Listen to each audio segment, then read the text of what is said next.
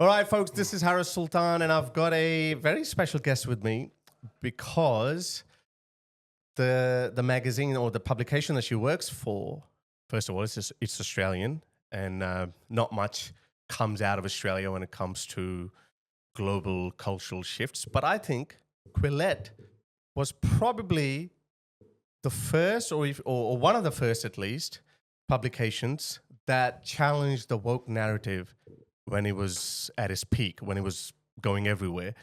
So that's Quillette. It's based in Sydney. I've got Zoe with me from Quillette. Zoe, thank you very much for doing this. Thanks for inviting me. So tell me a little bit about Quillette and your role. Mm-hmm. And am I right in this assessment that that before Quillette, we didn't have any publication per se that could actually challenge the rising woke narrative of the time? That was back in 2015. Yeah. So, and how did you get into it? Because I think your personal story is pretty interesting too. Because a lot of young people are moving towards, are moving away from this woke mind virus, as some people would like to call it. I would call that too. And that's been evidenced by Trump or the Republican Party getting most number of young voters, which is unheard of. So tie that with your personal story as well. Okay. So, yeah, I was a pretty woke, for lack of a better term, young person. I've always been interested in like politics and philosophy. So as a curious 14, 15-year-old, I was online on Tumblr, looking up these things. I started hearing about, Marxism, and then from Marxism, Marxist feminism, and veganism, because of course they're all interrelated. And you've got to think about the female cows who are imprisoned in this patriarchal. Really? Was that a thing too? Yeah. Oh, yeah. And it made a lot of sense to me, to be honest. And I don't know, I was intellectually curious, so I sort of went down that path, and which led me to uni, where I met more people like me.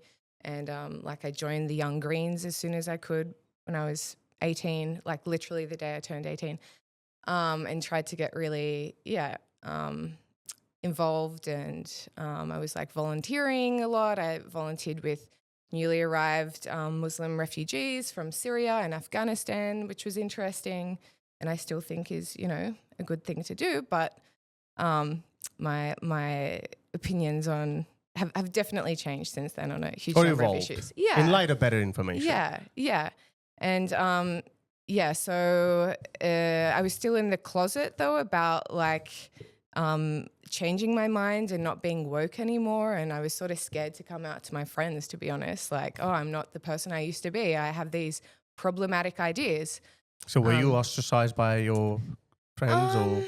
I was always the most political one, to be honest. So my friends were always a bit more chill. But what I've noticed, and probably many of you have noticed, is that normies, like pretty unpolitical people, have actually become politicized just through it's just the culture now. The power of the narrative, because I think that's what wokeism did so well. Wokeism successfully guilt-tripped a lot of people into thinking that, hey, you're not compassionate towards female cows or transgender or all of these people. So, and being any decent person would say, okay, well, I've got no problem with homosexuals. I've got no problems with transgender people. If you're like this, then why not? Yes. But then what they didn't realize are what kind of floodgates it's going to open and what kind of an impact it's going to have on Western civilization. Was there a catalyst for the change? A few things. It just started becoming really lame to me at first. I was part of all these feminist groups, and they started saying you can't say that without a trigger warning. You can't be like that. That's wrong.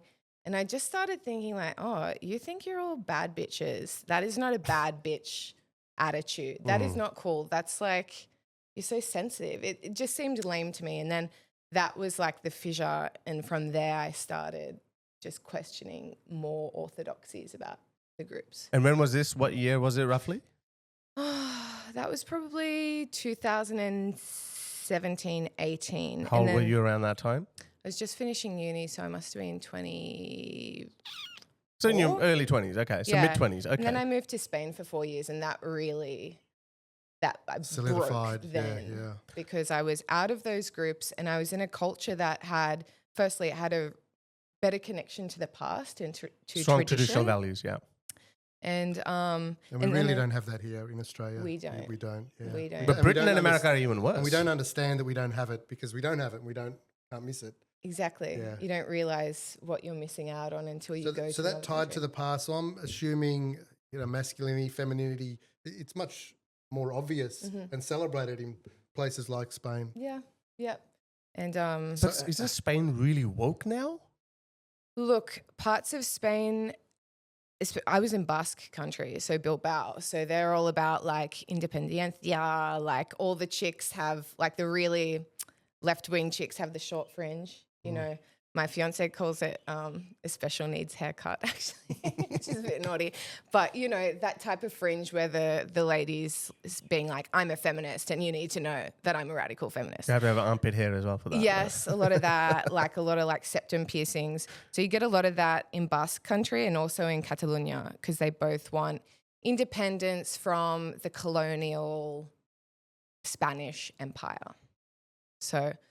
Okay, so you had that exposure. You saw some traditional values of some countries who are trying to hold on to their tradition. But then you have these Anglo-Saxon countries or what is it called? Anglosphere countries. I think Australia is probably behind the rest of the major Anglosphere countries. I think like Britain, America, they've had this shift towards this woke world probably 5-6 years ago, and Australia is just doing it now. So you had exposure to this, and then you moved back to Australia, I'm assuming. And so when did you run into Quillette and Claire's project? And briefly, I know this is a question for Claire, but briefly, what was Quillette's mission objective in 2015 when it was founded? Okay, so I'll answer your first question first. I was in lockdown in Spain. It was a really bad lockdown. We couldn't leave even the house. I couldn't go out for walks. So that was when I really got into Twitter, which I think a lot of people really started using Twitter a lot more then. I was interested in these topics, changing my mind. And I came across this beautiful waif from Sydney who was saying a lot of the things I wanted to say. And I couldn't believe it. She was Aussie. She was a mother. She was super smart. She was brave to be saying these things. And she wasn't like a fuddy-duddy conservative or like a crazy right-winger. She was just a normal like woman who was criticizing not the left in general, but like aspects of the woke left that had really gone too far. So lockdowns triggered a lot of that. So a lot of people got pissed off by lockdowns. So was that a catalyst for her? Well, no. So that was Claire, and Claire Lehman, the founder of Quillette, and so you're talking about Claire? Yeah. Oh, right. Oh, okay. was Claire Lehman, and I saw she had this massive following, and she ran this magazine called Quillette. I was like, what's Quillette, and why do so many people know about it? This is incredible that she's Aussie, well. Isn't it nice coming across things that you really resonate with, and it just takes you on this whole new adventure, which has led you here, really. It has. It's lovely, those moments. And luckily I did come across her, and to cut a long story short, I started reading more, and then I came back to Australia, and I've been listening to a lot of Jordan Peterson, actually, and because I was trying to work out what to do with my life. I'd finished law. I didn't want to be a lawyer. I didn't know what I wanted to do, but I think Jordan had said something like, do something you're really passionate about. And I just thought, I'm actually really passionate about these ideas. I don't know what career can be made out of ideas, but I'm going to reach out to Claire Lehman. So I did, and we became friends. And then one day I went to her for life advice, and she said, why don't you come work for me? And that was like 3 years ago. Great. So, and now you're the heart of Quillette because you organize, you look after the social media side of things. You you run their podcast as well. So pretty much whatever's happening in Quillette, you're aware of it. Yeah. In a way. Yeah. I'm so there's Claire, and then we have 3 editors, and then there's me who sort of works with everyone to help run Quillette, essentially. Does Quillette have a mission? Yeah. Oh, because they're supposed to be. I think that's the punchline, that we are ideologically neutral. It's a platform for free thought expression. So, do you have ideological leaning? Could you actually say? I would say Quillette's not ideologically neutral. There's like 3 founding values: humanism, rationality, and I should know the other one. Liberalism, essentially. Enlightenment thinking. So that means we're not politically attached to like any political group or movement necessarily, maybe aside from Enlightenment thinking. So that was why Claire, Claire's got lots of podcasts on YouTube talking about why she founded Quillette, but essentially you definitely have to try to get her to come here. Yes, yeah, I'll do my best. She's a busy lady. Yeah. But yeah, she was at uni and she was studying psychology, and she started seeing the suppression of discussion and even research on certain too hot to touch topics. For example, sex differences, even IQ differences and other psychological studies that were essentially getting shut down, like deemed inappropriate. Yeah, professors were being told, or researchers were being told, you can't study this, let alone teach it. It was around the time of the James Damore memo, if people are familiar with that, and so Claire actually gave a platform to these professors, often under pseudonyms, saying you can publish your work, or you can discuss what's happening on campus. Cancel culture. We didn't have words for these things back then, but now we know them as cancel culture and people getting deplatformed. Not invited to speak at universities, things like this, having their whole reputation. People who were considered heroes, for example, Richard Dawkins. I remember he was cancelled in 2017 or something, and at that point he was at the height of his powers. When he got cancelled, I can't remember what it was. I think he had said something about pronouns or something. I can't remember what it was. But the bigger point was this darling of the left, of people who celebrated him for breaking the back of Christianity. But now all of a sudden he's getting cancelled. Like, where are we going? And I think that kind of catapulted Jordan Peterson, because he took over the baton from the Four Horsemen, per se, who were shaping the narrative at that time. Yeah. Like I'm from that generation. I was inspired by Richard Dawkins. And then Jordan Peterson comes in, and then he challenges this whole woke narrative. And I think he was one of the first people who jumped onto Quillette straight away, and he endorsed it. And Claire really helped him in the beginning. When he was just a professor was a lone from voice Canada at that point, who had got in trouble for saying, I think it was don't police the language. Basically, he was saying, I don't want to pay a fine, or I don't want to go to jail if I mispronounce compelled language. Right. When we got a new software program for the company I was at, it was a 3-day training, and the first day was not about the software at all. It was about how to handle resistance to change within the company, because it's a new program, and everyone, it's crap. It's frustrating to learn something new. They really resisted it, and then eventually everyone loves it and goes, this is the best thing ever. You're both talking, I'm thinking about Galileo and, the Earth's not the centre of the universe, and him going through these sort of, getting cancelled, and I'm thinking, well, it's always sort of happened. And if I think about the software analogy, I'm like, well, people just need time to come around, and it's unfortunate for the people who do discover the truth, or a bit more advanced thinking or free thinking, and they get chastised for it and have to go through that, Socrates getting poisoned.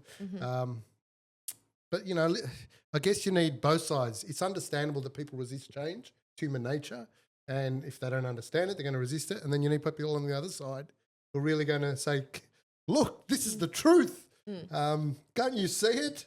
It's Are you saying who's resisting the change here? It's Dawkins, let's say, with Christianity, that's where that thought popped in, and is there some things that aren't right with it or wrong, and so who's resisting the change? It's the people within who believe in the faith wholeheartedly without questioning it. Just turn off to free thinking because they feel like they've got the answer. So how does Quillette's model work? Because obviously you have a lot of these people writing, and they've contributed towards challenging the woke narrative. How does the financial model work? Like, do you get grants from the government, or probably not? No. Governments won't be endorsing that. Definitely not. So the majority, like most of our money, excuse me, comes That's from readers. Readers. So people can pay monthly or yearly, and that's how I get paid. That's how everything works. Now, we've introduced some new sort of revenue streams, like we make a little bit of money from YouTube or podcasts, or ads run on our podcast, and events. We're trying to do more events, but they're sort of just like cream on top. Do of you do the majority. little reach outs to donate for people who listen? Like, hey, we're self-supported, and Yeah, we definitely do. I'm one of those 3%ers who do the Wikipedia. I use it often. Well, I used to until AI came on around. Yeah, I think it's a good idea. You would give money to Yeah, Wikipedia? to Wikipedia. Yeah. You used to pay Wikipedia. Yeah. That was where I got all my info. So I'm like, well, I got to pay. It's the Wikipedia's woke great. capital of the world, apparently. Unfortunately. How Yeah. bad is Wikipedia? I Depends learned what you that search hard for. lesson. That's true. If it's something neutral, like, I don't know. But it seems like that's the greatest scam that they ever pulled. I know. All I the learned woke that outlets, yeah. they seem neutral, they seem compassionate, Yeah. they seemed as if they have common sense yeah. on their side, but no. Look at Quillette on Wikipedia. You'll hear that we are far right, dangerous, pseudoscience, preachers. Like, it's just so far When you have real removed. academics writing. Yeah, it's just objectively false. It's just not true whatsoever. But unfortunately, I learned this the hard way, that if you try to change something on a Wikipedia page, there are about 50 neckbeards, for those out there with neckbeards, So that who are means? nice people. But there are, lots of usually men who are very nerdy and very ideologically Loyal. Exactly. And if you say, actually, Zoe Booth is not a neo-Nazi, she actually loves Jewish people, whatever, there are 50 people who will just remove that and say, and they can game the system better than I can. I don't know. I'm not good with tech. I think Neil deGrasse Tyson said that somebody keeps putting on my Wikipedia that I'm an atheist. I'm not any eist other than scientist. But I don't know. He said every time I go and change it that I'm not an atheist, someone changes it. Yeah. So how does Claire feel? Actually, let's just talk about Australia though. So I have always held this view that Australia is a little bit behind the rest of the West.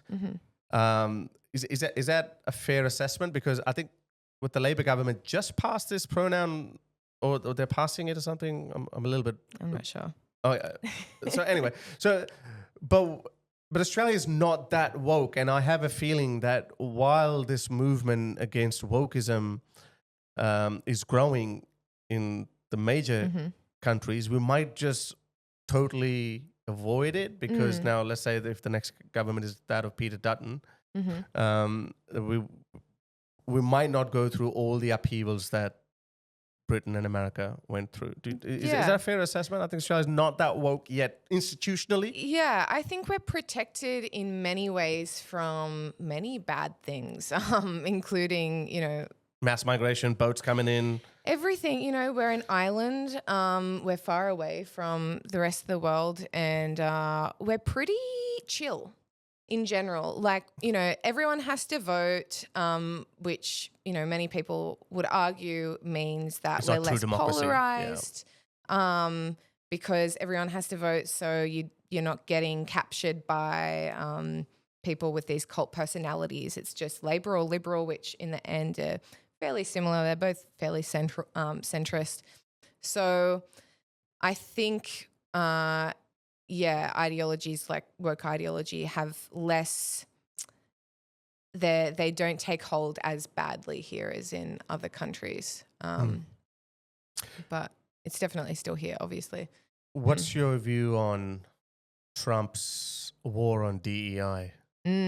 What's your view? I think it's what people wanted and why he got elected, and therefore, it's good that he's doing what he promised. Yeah, but what's your personal view, though? My personal view. Look, I'm not fully across every single law he's enacting, but I would say I support the gist of what he's Competency doing. should always be the benchmark. 100%, yeah. And I think people were sick of it, and I think it was doing bad things for social cohesion, not just social cohesion, for everyone. Like, it doesn't help. Although it came from maybe, good intentions, I really don't. I think it's used more often than not by people to get power. It's not actually about helping other people. It's about.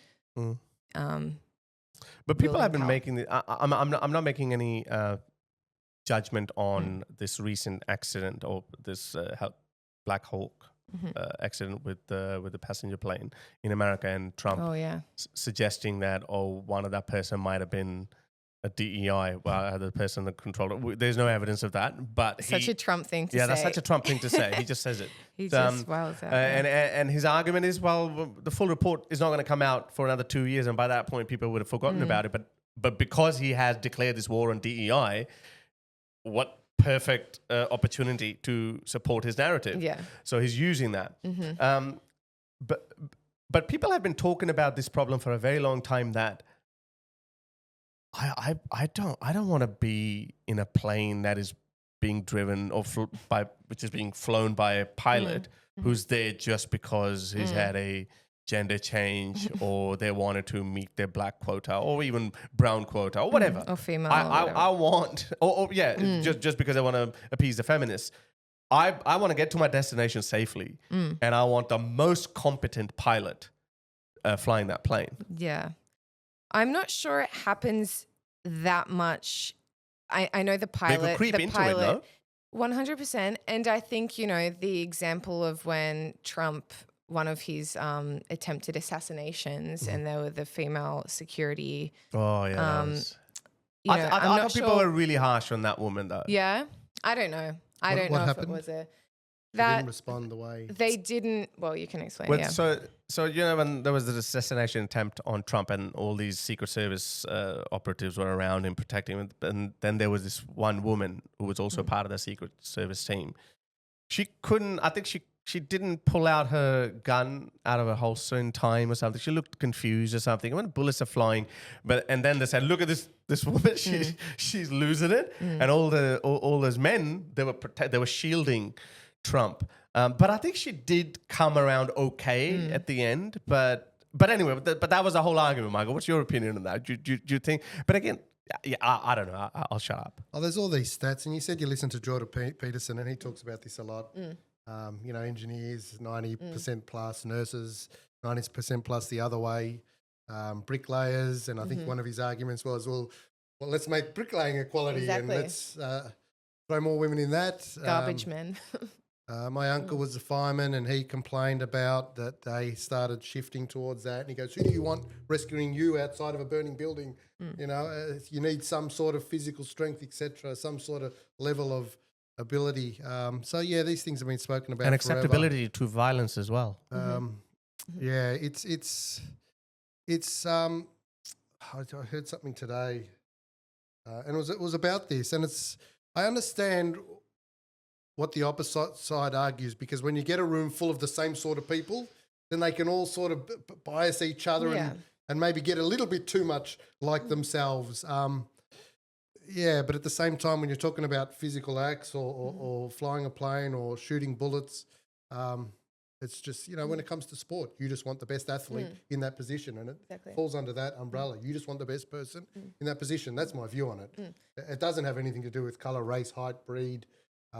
You want a meritocracy, You just want the best of the best at that time, especially if you got to, I think the biggest problem here is actually that many institutions have been feminized, which a few years ago I thought sounded like a conspiracy theory, but I think it's just a reality. And we published an incredible piece by Bo Weingart and Corey Clark, who are behavioral scientists, and they tracked women in academia over the past few decades. And over time, the amount of female researchers, so women working in just on universities in both research and professional managerial positions has just increased exponentially. And that tracks with, for lack of a better word, wokeness on campus. So this is because, and they go into the details, and it's just fascinating, because women seek consensus a bit more than men. And you see this if you hang out in women's groups or men's groups, men are quite comfortable in general saying, mate, can I swear? Mate, you're fucking wrong on that. You're an idiot, mate. Like, shut up, you're wrong. You're telling me women don't say that to other women? No. And that's why I've Wendy, had... I so believe in you, Wendy. She's a bloody bitch. Exactly. Yeah. Behind closed doors, they'll be like, she's such an idiot. But in person, there's you're 100% less conflict. right. Yeah, like, I feel you. You know, I might not agree, but you are so entitled to that opinion, you know. So we're less...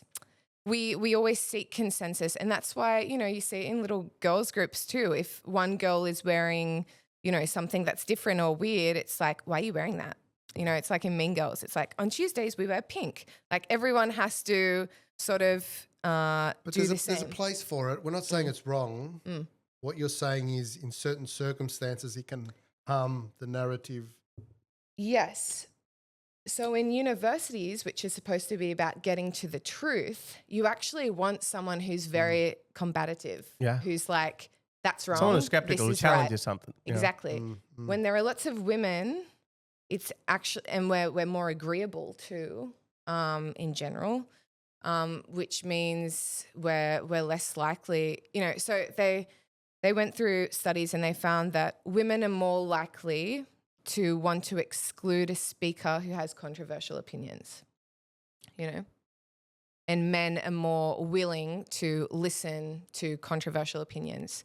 So is women, there data to say that? Because a lot of people would be like... 100%, a lot of data, and we can link to this piece. It's called Sex in the Academy. I made a video about it too that went quite viral. It's a fascinating and very important and very understood topic that women, in general, women are a bit more, we're happy to censor things that are seen as cruel or... Which happened to me in girls' groups. I was, you know, I've lost a lot of female friends because...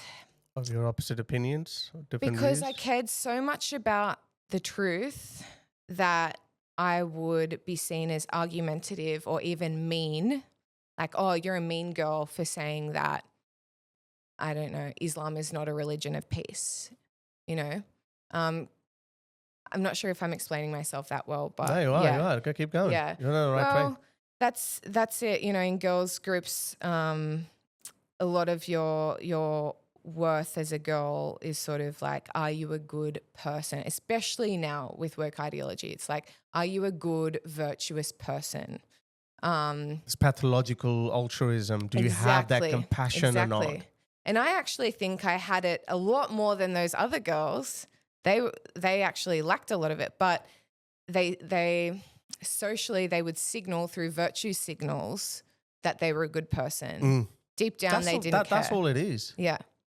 I don't know. We shouldn't bring her up, but the person that you've spoken about so many times, her views she doesn't know anything what's going on, or she doesn't want to look at the whole picture, but she's like, oh, Israel's so evil, people dying, all of that. But this is why, like, I never actually paid much attention to wokeism at the start, because I always thought that it's going to fizzle out because it is so stupid. And like kind of things that you said, I'm not saying that these are right or wrong. There's some biological realities. We can't do anything about it. We can't just change our biology within a generation. So it was always bound to fail. That's what I thought. But I didn't. But I got that wrong. That it's going to go that far that 2024 American presidential election will be fought on that. And voters can be very... Didn't see that coming, did you? No, The election would be no. fought Look, on. I started seeing it like about a year ago. I started seeing it, but my point is, like, I never got into that domain when I started. I just focused on my atheism or whatever. But then it was that people are so simple, or they can be, because when you can always go down to the baseline that, okay, what are some of the most basic issues that I have, and they go into. For the most part, one could argue that this election was fought on the premise that, do you want these pronouns or you don't? Kamala is saying, yeah, DEI pronoun, and Trump is saying, no, none of this bullshit. And he won the popular vote. He got the most. He took a big chunk out of young voters, black voters, Latino voters, people who never have historically voted for the Republicans. And a lot of young males, of not just white guys, Hispanic guys, black guys, but young men who I think are seeing this feminization across society in general. I sound like a crazy person saying Andrew this, Tate, but female Andrew it Tate. really is true. No, I do not like Andrew Tate. But it's joking. true that women have, you know, through equality, we have come into more institutions, and that's great in so many ways. I wouldn't be here without that. My grandma fought for that. My grandma, they didn't bother educating her at university. She was a supremely intelligent woman who was curious, but she was a woman, so she didn't go to uni. Now I can, which is great. But at the same time, like all changes, there are consequences, and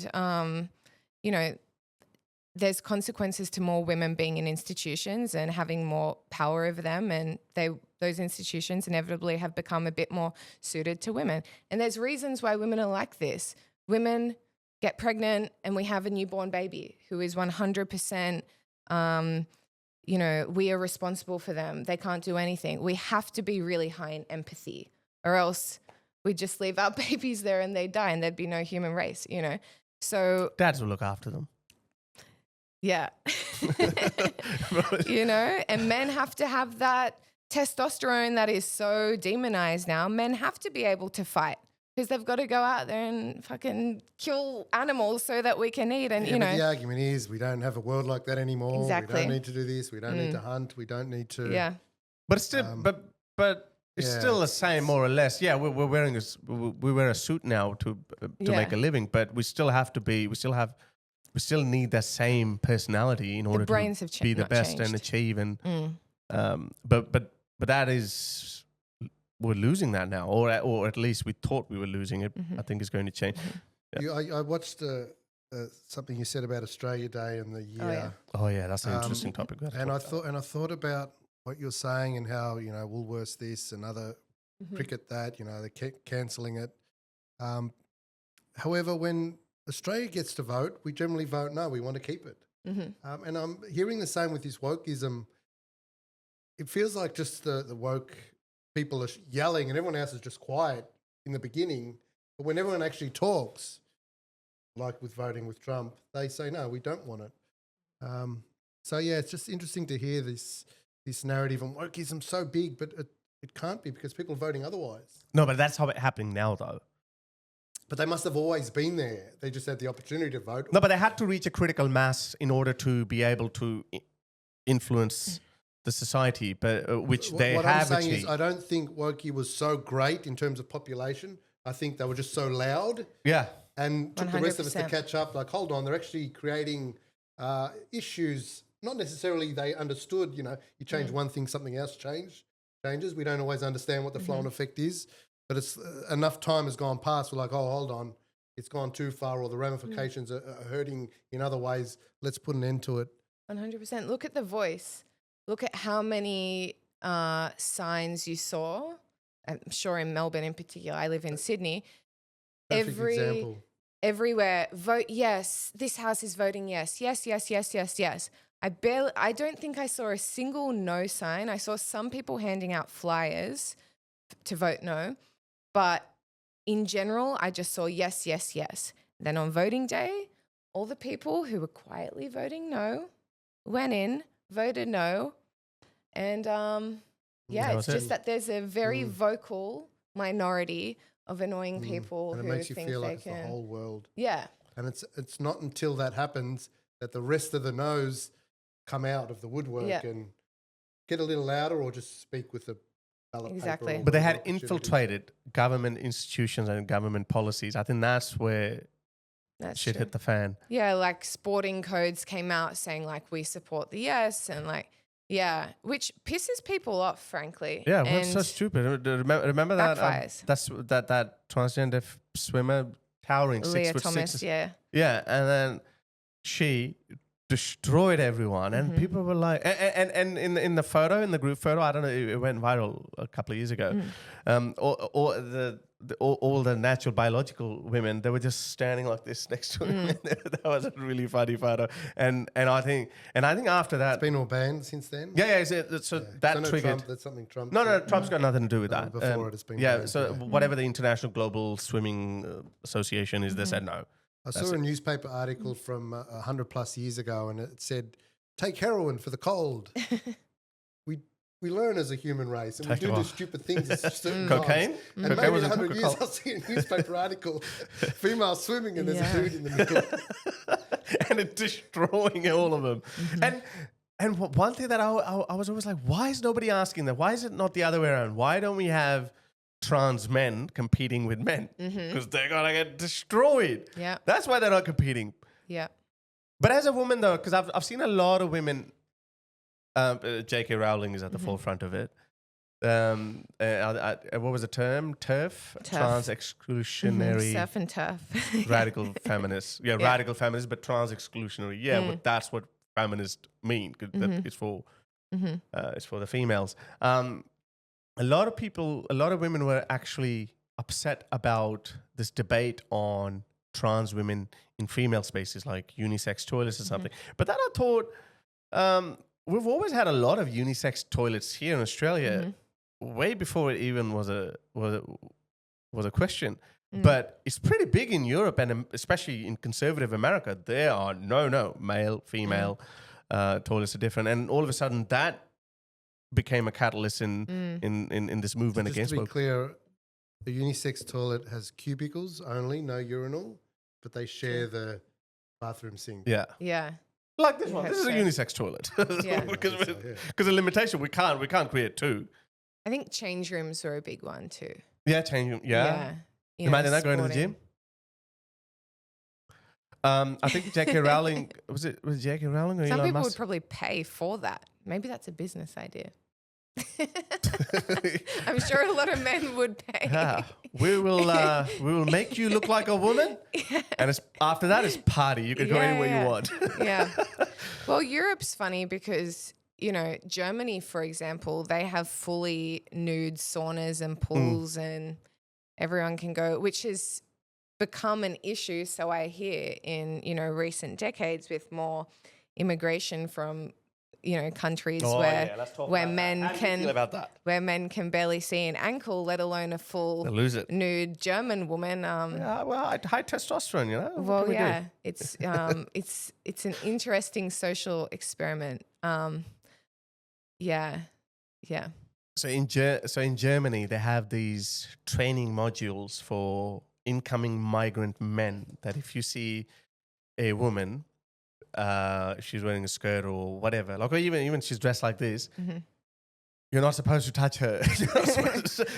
It sounds comical, but then if you actually go to the country they came from, you can understand why they have it. I mean, 100%. No, you but said your ankles aren't allowed to be shown. Yeah. And I mean, no, but they know that you're still not supposed to touch. That's a bullshit excuse that So they. you- But my point is the wokes, because we had these wokistanis at the helm deciding rules. So you know what they said? There's so many judges even here in Australia. There's so many sex offenders. They've been let off because they've been saying, "Oh, sorry, they didn't understand the culture." No, they did understand. They did know that you're still not. You get stoned in your home country if you did something like this, but here you're doing it and then you play ignorant and dumb. No, you knew. You just took your chance, Yeah. and you thought you can get away with it, and they did get away with it. A lot of them did get away with it. They came out and then they offended again, and they can't deport them. So the whole system was broken. This is why we've been saying that the West has been falling for a long time. I really hope that these some of these radical steps that Trump is taking, they were so necessary. Mm-hmm. It was so necessary. That's like me going, I don't know, skinny dipping in Tehran and being like, oh, I didn't realize I couldn't do that. Yeah. So no, they knew. They knew. I think that was BS. Well, we're too nice. But if you did skinny In the dip there, West. you're saying you'd be arrested, etc. 100% or worse, yeah. If she makes it out you're not alive. agreeing with their No, I'm saying it's a crap excuse. Yeah. your ignorance. Yeah, but also I believe, They're not going to buy your ignorance. and correct me if I'm wrong, but they know they can get away with it here. Yeah. You know, many people, not to say that, you know, I don't need to explain myself and say, obviously not all immigrants are bad. Obviously they're not. Yeah, You know, but my there's two grandparents. immigrants here in this room. Exactly. My grandparents came from Greece. You know, we were talking before, like your family, you know, too. But that being said, you know, although Greeks faced a lot of Discrimination, racism Greeks and were and called Italians. wogs and were called, you know, they were seen as very different. In hindsight and in the big scheme of things, Greeks, Italians, whatever, Europeans, we have Judeo-Christian values that are pretty similar, at least now in comparison in the globalized world. Now, Japanese people also don't have Judeo-Christian values. They're, you know, founded in They have Shintoism, very liberal Buddhism. principles. But they're less. There's more, I don't know, compatibility than maybe Islam. So it's a big question that, you know, just in the last 24 hours, I've had conversations with various people, Jews, non-Jews, someone who's an expert in terrorism of all sorts, like neo-Nazi terrorism, Islamic terrorism, and all of these people are extremely concerned about the future of Australia. And I know multiple people who are considering, you know, getting citizenship or getting passports in other countries and thinking when shit hits the fan, where are we going to go? Mm. So sometimes I think I'm paranoid, but then I hear other people talking about it. I don't know. Am I paranoid? Are you thinking like this? I think you're paranoid. But when you're surrounded by something and saying the same thing all the time, you know, you hang around with, that paranoia is well founded. Mm-hmm. But, you know, I hear these things all the time, you know, the Y2K bug and the world's going to end. I feel like there's a bit of that in it. Like, Yeah, maybe. Like, you know, there's a bit of doomsday. You know, everyone loves the end of the world. You know, it's almost a bit reset. It's a bit refreshing. I think people want, in some ways, people want to attract, I don't know the psychology behind it, but I'm sure there is psychology behind that. Oh, it's all going to end. It's all going to change. You know, financial system's going to end. Don't worry, in the next year it's going to end. And, you know, 10, 20, 30, 100 years later, we're almost there. So I think there's a lot of that to what you're saying. I don't think because the world just bloody keeps on going and going and going. It reminds me of COVID, and I remember a newspaper article I saw from when there was a plague 100 years ago, and it said, "Put your mask on, work from home." It's like, oh, this has happened before. There's nothing unusual about what we're going through. They did the same measures, and I'm sure it took a year or 2 or 5 to get back to some normality. And I'm sure people resisted then. And what's the government doing to us? So the world does keep on going. I don't think you're paranoid. Thank you, Harris. I think you only have to go to some of these European countries to You're see. surrounded by the same chit chat.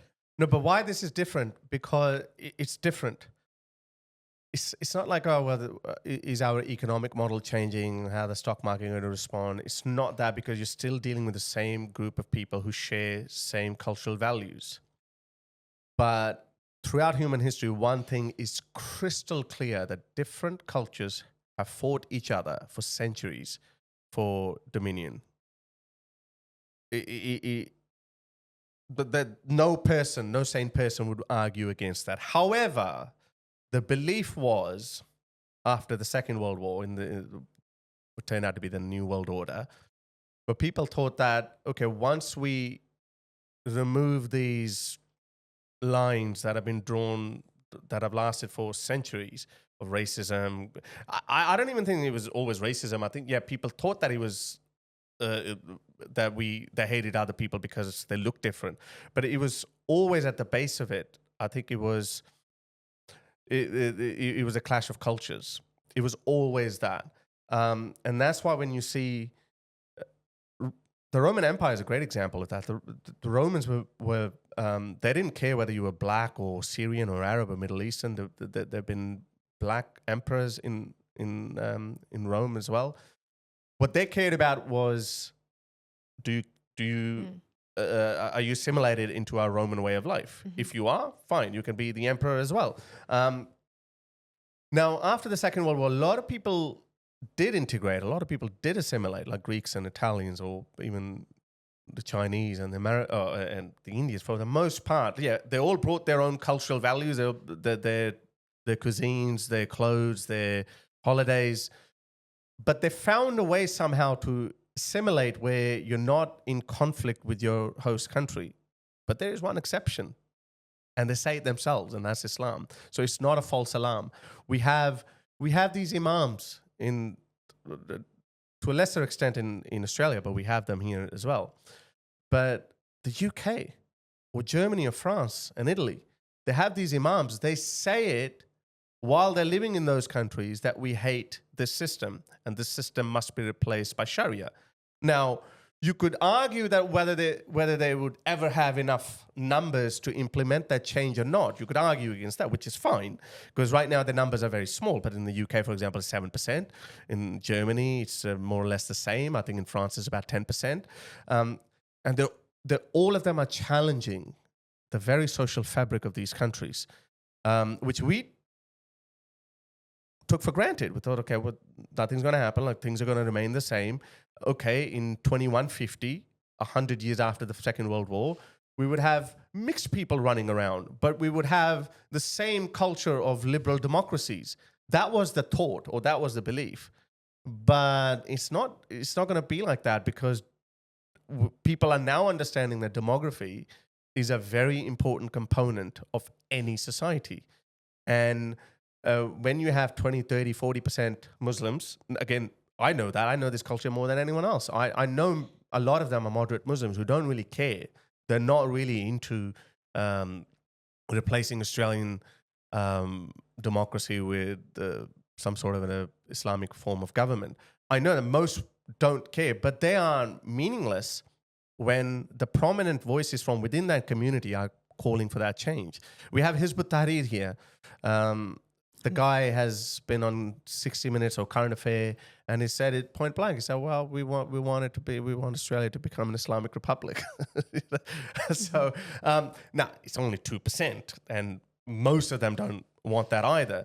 But October 7 world has actually shown to us that how different these set of values are, because even moderate Muslims would want an ally of the West, which is Israel. Not saying it's perfect, but they want it to be totally gone. They want it to be wiped out, and 6.5 million Jews to be relocated to some other part of the world. And that is genocide. And not just that, it also seems that even moderate Muslims in Australia, although they wouldn't necessarily condone anti-Semitism, they wouldn't celebrate it.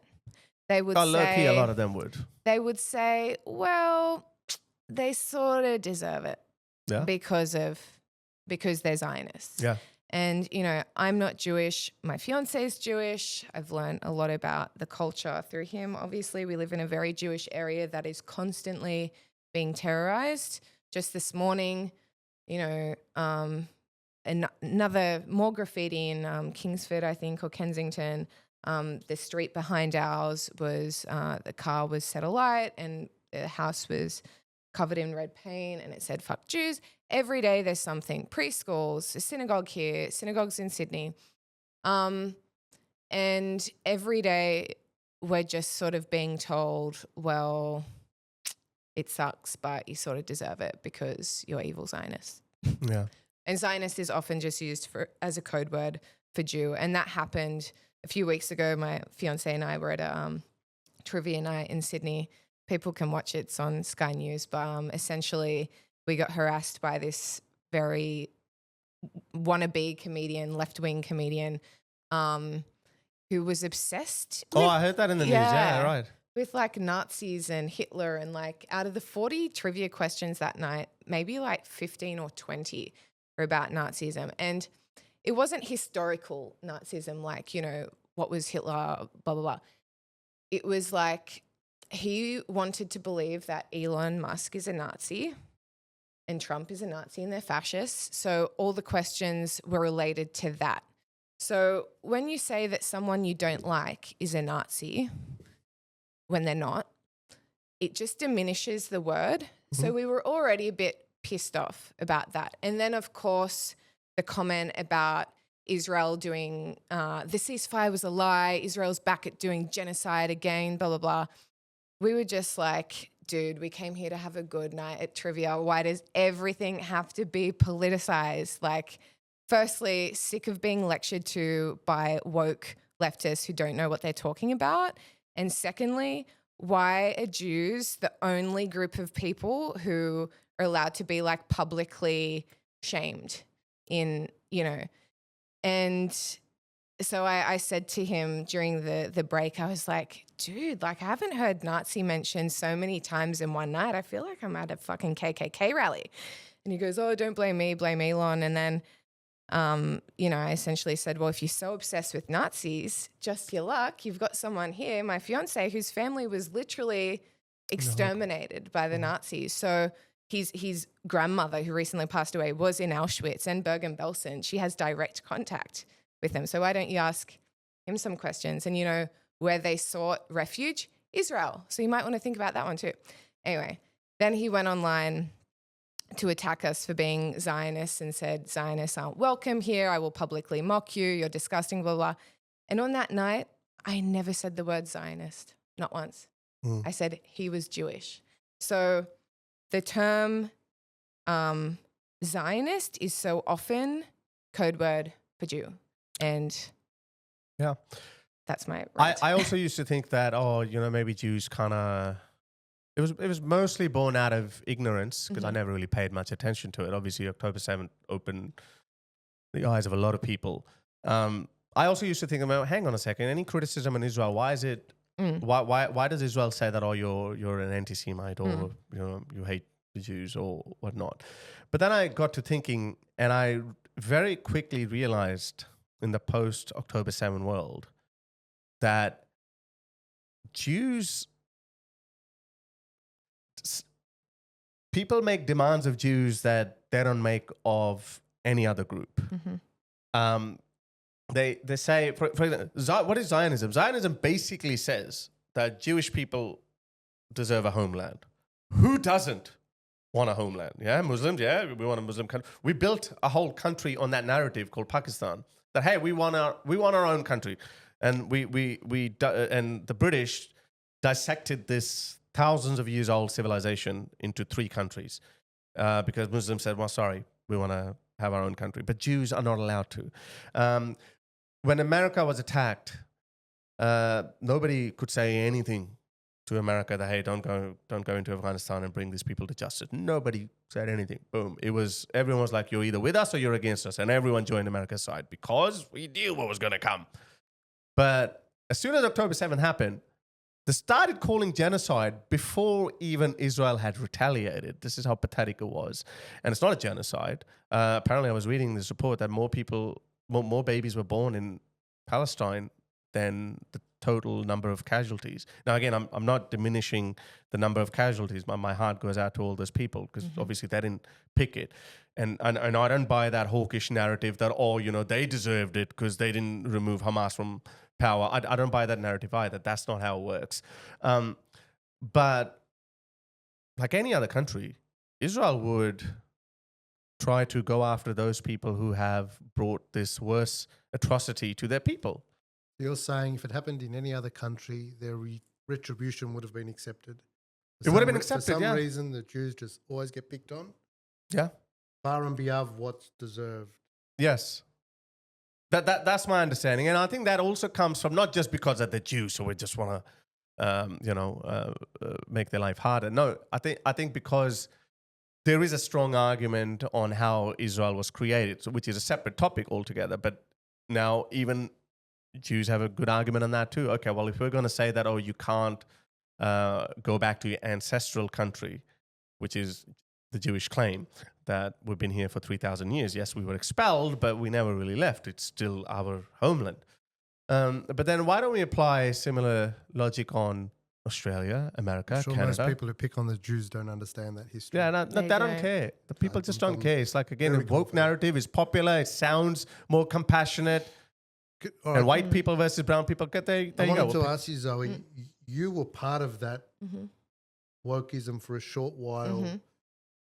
And what fascinates me is that blind faith to the philosophy. What did that feel like? I mean, entering it, being part of it, must have had benefits.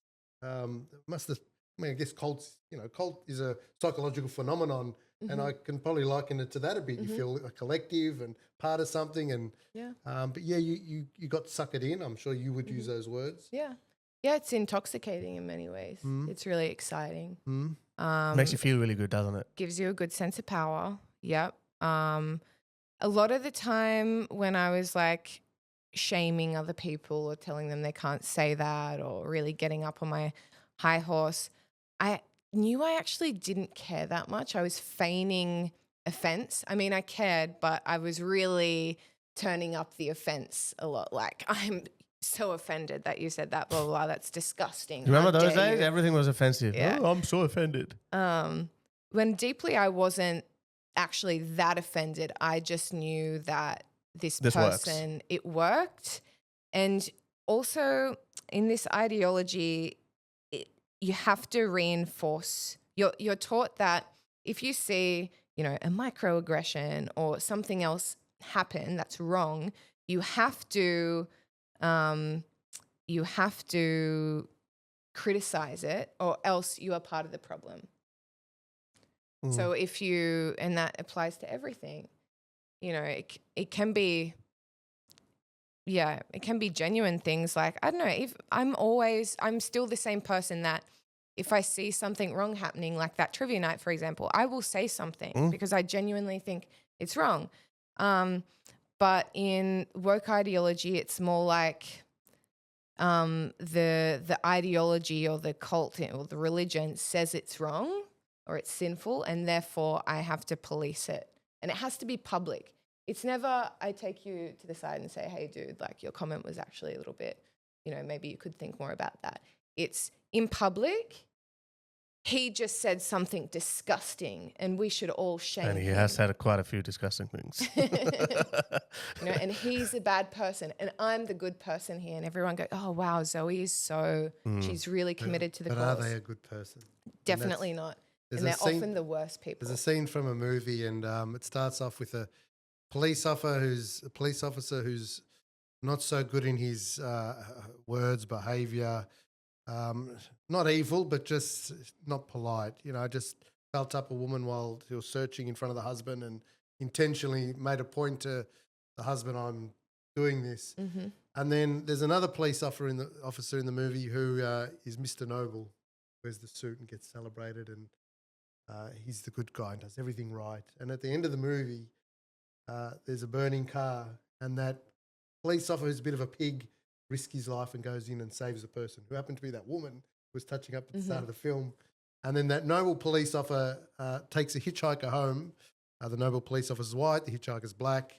He gets a little scared when the guy reaches into his bag and shoots him, then kicks him out of the car and leaves his body. The guy was reaching in for a little bobble that the police officer had on his car as well. Like, it was a cute little gesture. But of course, he never told anyone about the murder, and just life went on being Mr. Noble. And I found that fascinating because that is, who's the better person? Yeah. The pig who will risk his life when it counts, or the person when it counts is the opposite. But on paper, life is, being a human's fascinating. There's so many colours and degrees, and it's right to pull people up at times. It's wrong to do it all the time for little things. Diplomacy, things what diplomacy means, understanding both sides and sometimes shutting up. And don't you think that good people, they don't usually need to tell you that they're a good person. They just do good things.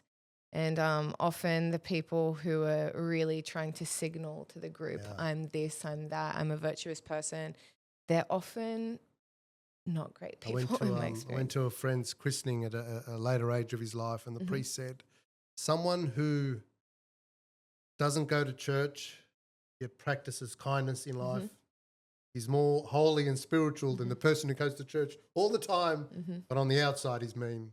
And it's right on, brother. It's not about church. It's about being a good person. Exactly. And church just helps you. Religion helps guide your behaviour. Yeah.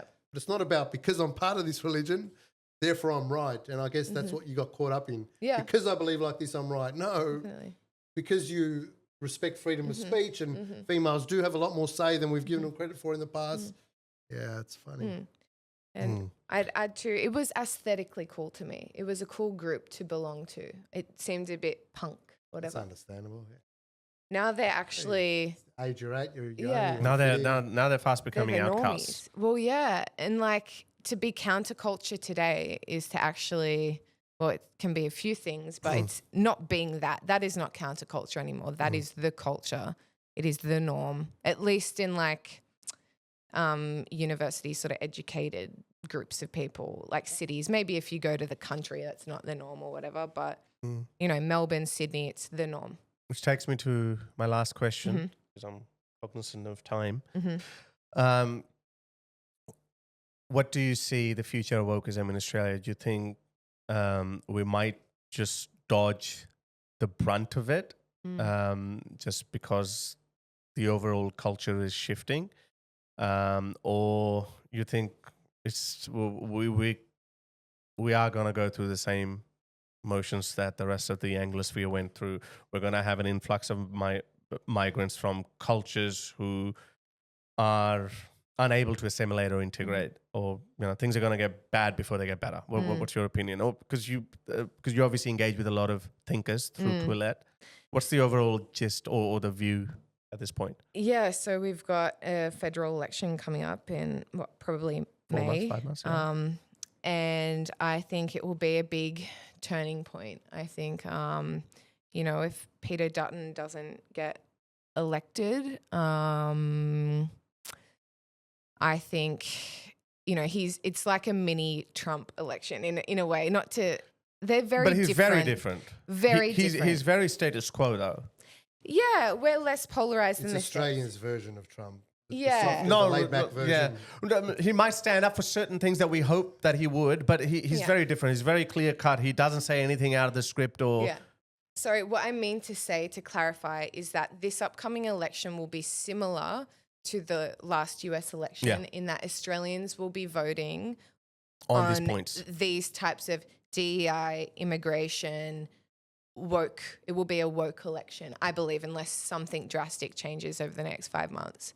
Or how many months? 4 months, yeah. Yeah. That's what I mean. It will be a mini version of that. And I predict that just like in the States and many other countries in Europe, Canada, Trudeau, wait, what's happened? Trudeau's, Polyev has, I don't think he's officially. Pierre Polyev, yeah. Yeah, he hasn't officially been. No, but he's tipped to be he's going to win by a landslide. Pretty much. And I think the same will happen here. And I actually think if I was Dutton's advisor, I would lean in even more to that, like a little bit, the anti-woke thing, I think. Because I think people are sick of it and I think people will vote on that. It sounds like common sense is a lot more common than people give it credit for. Mm-hmm. It was just socially unacceptable to say. Common sense. Yeah. I think so.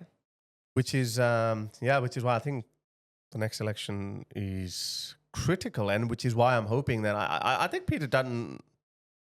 I don't know if it's Peter Dutton or the Liberal Party that is leading in polls. I saw a conflicting poll, but I'm thinking, and Australia's not as what's the word? Australia's not like Britain where they gave 14-year run or 15-year run to the Conservatives there. We've always had, we can't even hold on to the same Prime Minister. I think the Albo and probably Morrison were the only ones who finished their term, but even that term is only It only goes for three years. So I think Peter Dutton might be winning. But in the case of Australia, the incumbency factor might actually go against Albo because of the cost of living crisis, housing crisis. You know, that's going to be big. Inflation. Yeah. Everything. Yeah, people, I think, Australians globally, have never been this poor before in the last 25 years. and in the West in general, there's a sense of insecurity. We don't feel, and that's why Trump got elected in many ways, because he was a strong man. Despite all his flaws, he had this strong guy appeal. And I think people are craving some sort of strength and stability in a world that seems like it's crazy. Yeah. All right. On that note, I think it's a wrap. Cool. Thank you very much Thank for you so coming in. much. We wish you Lovely best to of meet luck with Quillette. Thank you. And I would love to have Claire as well here whenever she comes down. I'll probably send her an email. I think she follows me. I don't know if she knows. I don't think she knows I exist. I'll do my best. Yeah, all right. Just put in a good word for me. I will. All right, folks, this is it. That is Zoe from Quillette. Follow her on Instagram, and obviously you can go to Quillette's website. X, yeah. Really thought-provoking, non-woke, but far-right either, contrary to what Wikipedia would tell you. Really well thought out academic, not academic, in layman's language, written by academics. Exactly. Really good thought-provoking articles. That's it from me. Until next time. Ta-da. Thank you.